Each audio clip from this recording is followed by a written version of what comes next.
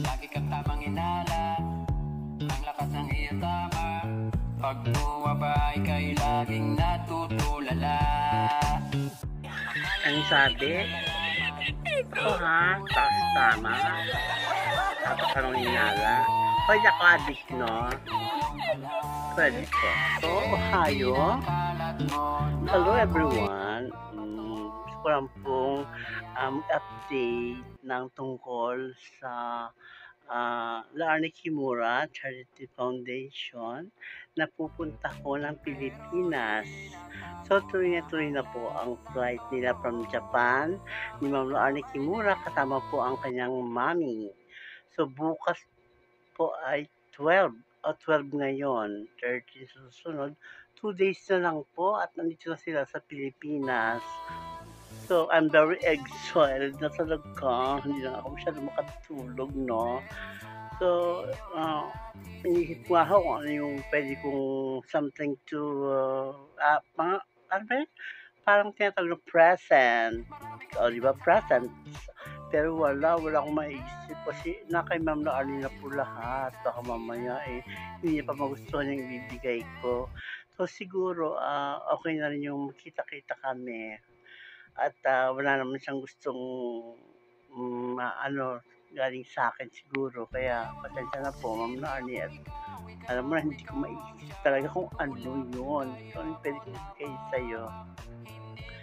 So yun na nga po, susundo ko kami sa airport sa 14 kay Ma'am Larny, kasama ko si Sir Vic, kasama ko yung isa pang vlogger na si Sweetie. Sweetie. Basta ano ba yan, loka-loka.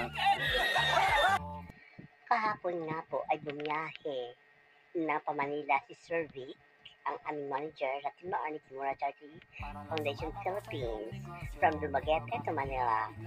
At siya po ay nasa Savoy ba yun? Savoy Hotel. O diba? Ang name mo ng Savoy Hotel ay sa London. Ponggang-pongga. Talagang susyat ang aming hotel. So, andun ako si Sir Vic, kasama ko yung isa pang vlogger. So, kita-kits na lang po doon at ako talaga ay hindi ko alam, ako hiwala sa sarili ko, parang akong bangag.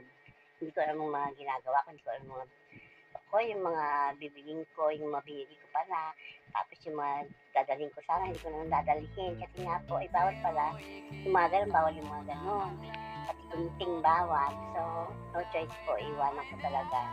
At yung dadalhin ko na yung backpack, dura-dura na lang po, yun. At pagkatapos nga po ito, sa 14, susundo kami kay Ma'am Larny sa airport. At pagkatapos nga po ay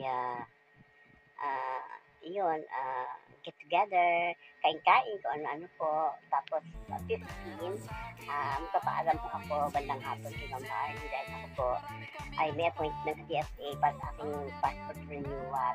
At sa 16 nga po ay sabay-sabay na po kami pupunta ng Dumaguete.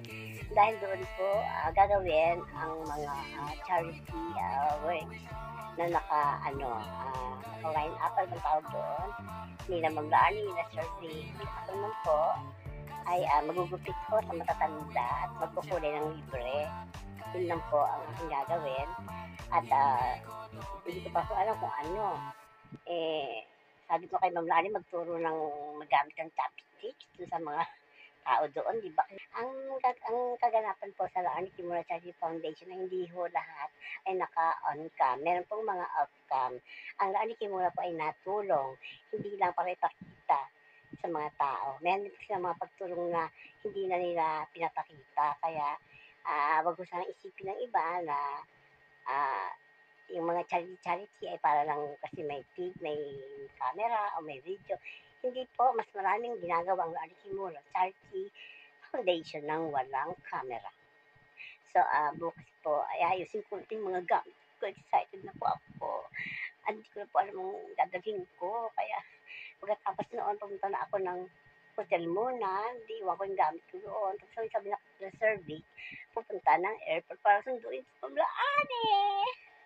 So, ito hanggang dito na lang guys. At ang update ko tungkol sa pagdating ni Ma'am Laani Kimura, ang aming Madam Queen, o diba? So, dyan lang po kayo. Abangan po ninyo ang susunod na eksena ng mga eksena. Babush! Ito po ang inyong Lola Becca, ang inyong Luka Bakong kasabing, babush! Sila.